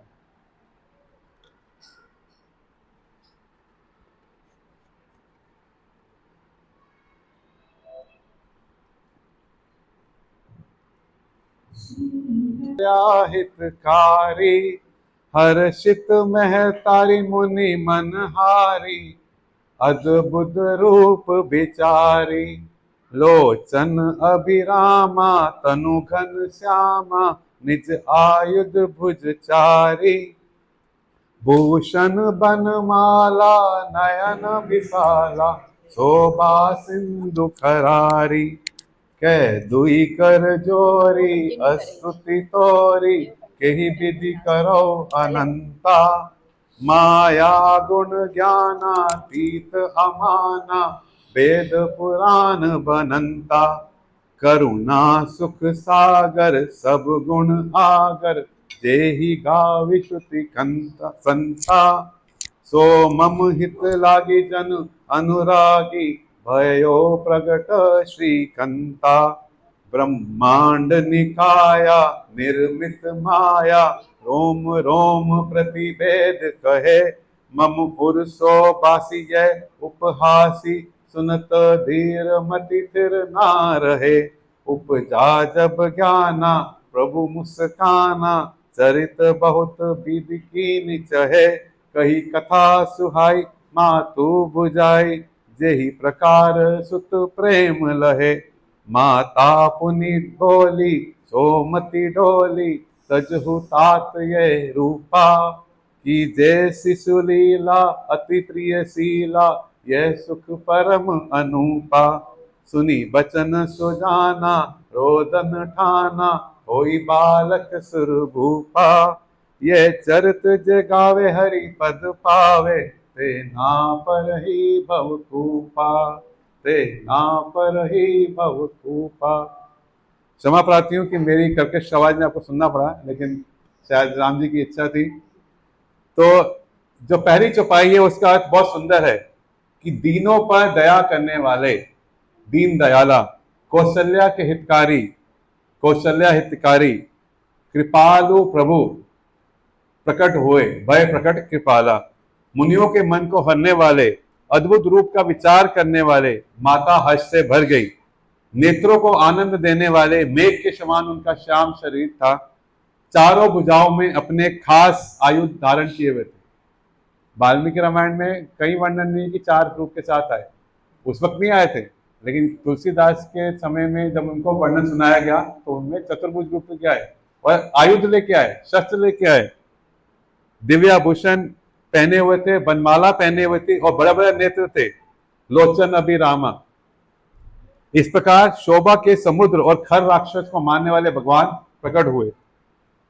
अभी माता ने सोचा कि मैं तो पुत्र की आशा रखी थी, पुत्र भी आया है, भगवान आया है, लेकिन भगवान तो चतुर्भुज रूप में आए हैं, ऐसे पुत्र से मैं प्रेम कैसे करूंगी, मेरे अंदर का वात्सल्य कैसे जागेगा, तो मैं तो भक्ति के रूप में ही उनकी सेवा करती रहूंगी। तो माता ने हाथ जोड़ लिए, कौशल्या माँ ने, बोले हे अनंत, मैं आपकी स्तुति किस तरह करूं, वेद पुराण आपको तो माया गुण और ज्ञान से परे और परिमाण रहित बताते हैं, श्रुतियां और संतजन दया और सुख का समुद्र बताते हैं, सगुणों का धाम जगह जिनका गान करते हैं, वही भक्तों पर प्रेम करने वाले लक्ष्मीपति भगवान मेरे कल्याण के लिए प्रकट हुए हैं। और वेद कहते हैं कि आपके प्रत्येक रोम रोम में माया रची हुई है, रचे माया के द्वारा रचे हुए अनेकों ब्रह्मांड हैं, उनके समूह भरे हैं, आप मेरे गर्भ में भी रहे। तो इस बात पे भगवान हंसने लगे।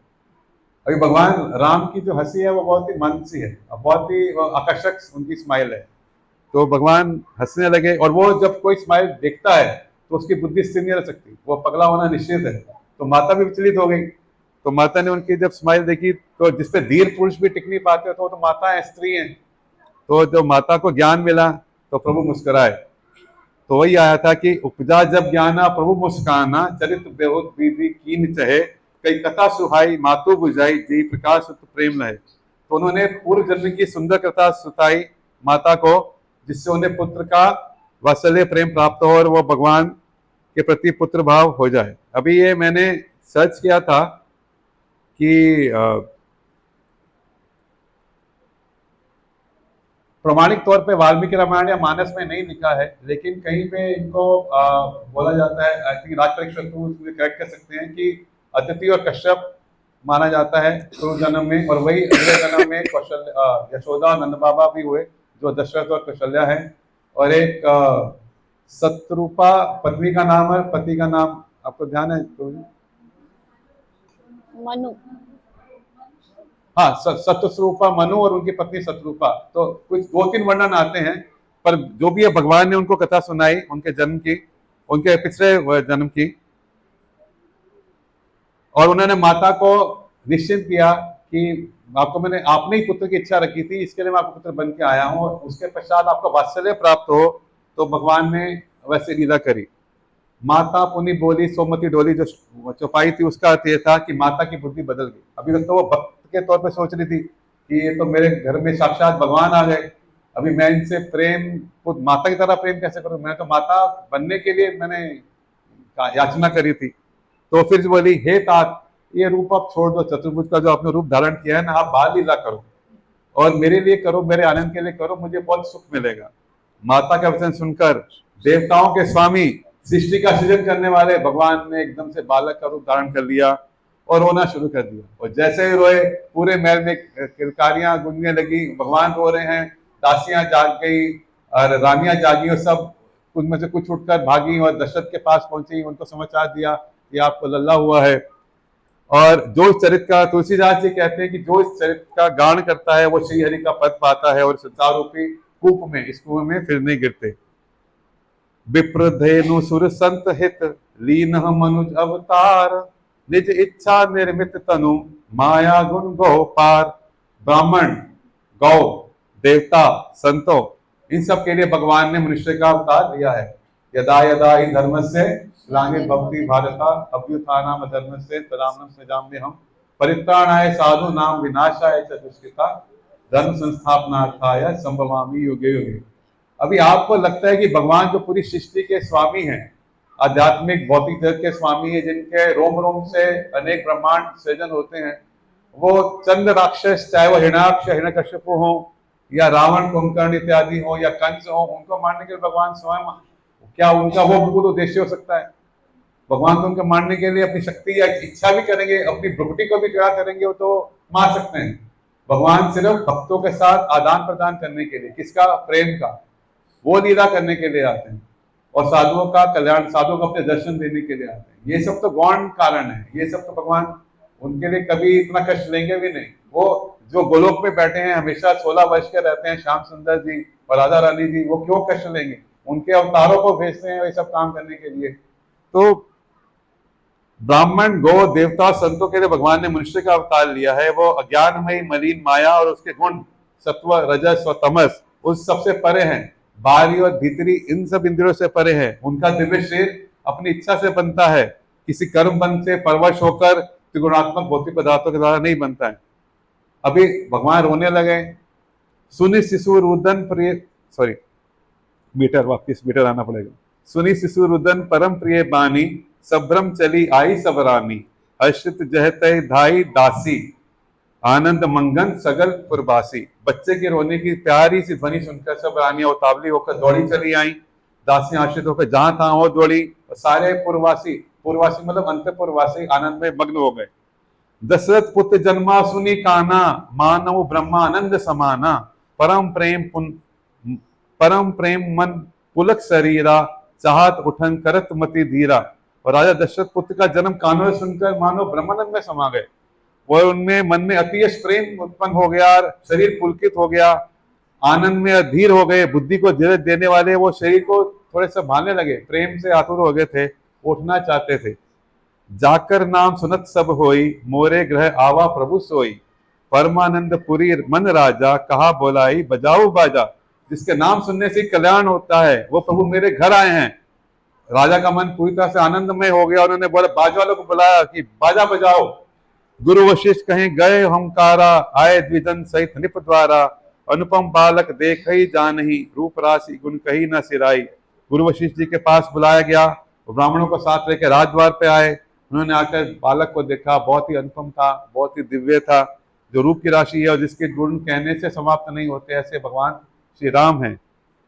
नंदी मुख सराद करी, जात करम सब कीना, हाटक धेनु बसन मनी, विप विपन कह दीना। फिर राजा ने नांदी मुख श्राद्ध कर कर सब जात कर्म संस्कार किए, ब्राह्मणों को सोना, गौ, वस्त्र, मणियों का दान दिया।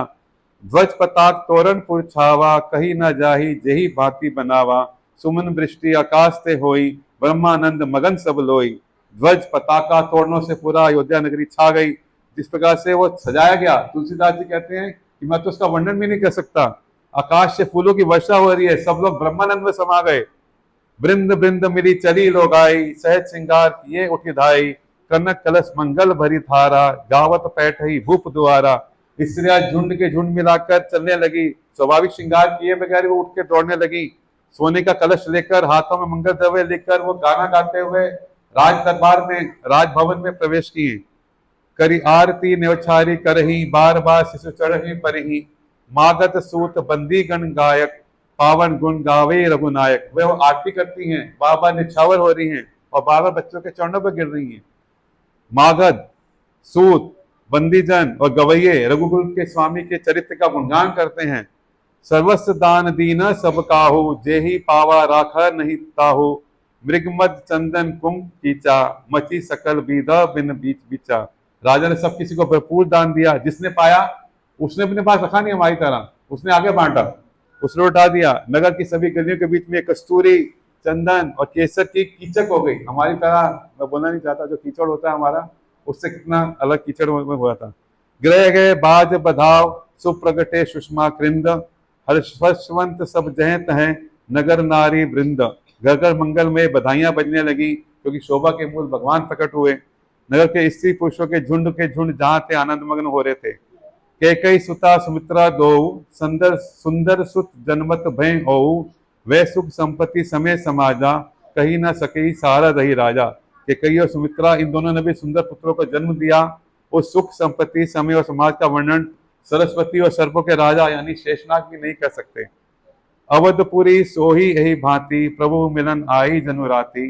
देखे भानु जनु मन सकुचानी, तदपि बनी संध्या अनुमानी। अवधपुरी इस प्रकार सुशोभित हो रही थी कि मानो रात्रि प्रभु से मिलने आई है। सूर्य के देख के मानो मन में सकुचा गई है, फिर भी मानो मन में विचार कर वो संध्या बन के ही रह गई है। अगर धूप बहुजन अंधियारी, उड़ही अबीर मनहु अरु नारी। मंदिर मणि समूत जनु तारा, निपग्रह कलश सो इंदु उदारा। अगर की धूप की जो धुआं था वो ऐसा लग रहा था कि संध्या का अंधकार है, और अबीर जो उड़ रहा था, जो लाल गुलाल उड़ रहा था, वो लग रहा था कि उसकी लालाई है। और महलों में जो मणियां थी वो ऐसा लग रहा था कि तारे हैं। तो तुलसीदास जी बहुत सुंदर इसको पोएटिकली बता रहे हैं कि जो अगरबत्ती से धुआं उठा उससे अंधकार हो गया, जो अबीर है उससे ललाई आ गई, जो मणियां थी वो तारे हो गई, और जो अयोध्या के राजमहल के ऊपर कलश था वो मानो श्रेष्ठ चंद्रमा हो गया। भवन वेद धनी अतु मृदबाणी, जनु खगु मुखर समय जनुसानी। कौतुक देखी पतंग बुलाना, एक मास ते ही जात न जाना। राजभवन में जो अंति कोमल वाणी से वेद ध्वनि हो रही थी, वो मानो समय से अनुकूल पक्षियों की चहचहाहट है। यह कौतुक देखकर सूर्य भी अपनी चाल भूल गए, और एक महीना उन्हें जाता हुआ न दिखा। कहते हैं कि एक महीना बीत गया, किसको पता भी नहीं लगा। तुलसी जैसे लिखते हैं, मास दिवस कर दिवस भा, मरम न जान हो कोई। रथ समेत रवि थाकयो, निशा कवन विदु होई। महीने भर का समय दिन हो गया, किसी को इस रहस्य को पता ही नहीं लगा, और सूर्य अपने रथ के सहित वहीं रुक गया। और रात कैसे होती, यह रहस्य काहू नहीं जाना, दिन मनी चले करत गुण गाना। देखी महोत्सव सुरमरी नागा, चले भवन बरनत निज भागा। यह रहस्य किसने नहीं जाना, सूर्य देव गुणगान करते हुए चले गए। यह देखकर देवता मुनि नाग अपने भाग्य की सराहना करने लगे कि हमारा कितना सौभाग्य है, वो अपने अपने घर चले गए। अभी शिव जी एक सीक्रेट की बात बता रहे हैं, किसको, पार्वती जी को। और एक कहो निज चोरी, सुनी गिरिजा अति दृढ़ मतिम तोरी। काक भुषंडी संग हम दो, मनुज रूप जानिए नाही को। वो कहते हैं पार्वती, तुम्हारी बुद्धि भगवान श्री राम के चरणों में बहुत दृढ़ है, इसके लिए मैं भी एक बात, अपनी चोरी की बात तुमसे जो मैं छुपाई है वो तुमको कहता हूं कि सुनो। काकभूषणी जो भगवान राम के अनन्य भक्त हैं, और कौवे का जो उनका शरीर है वो काग के रूप में काकभूषणी और मैं, हम दोनों भी वहां साथ साथ थे, लेकिन हमने मनुष्य रूप में धारण कर रखा था, तो किसी ने हमको पहचाना नहीं। परमानंद प्रेम सुख से फूले, बीधई फिरही मगन मनु भूले। यह शुभ चरित जान पे सोई, कृपा राम के जा पर होई।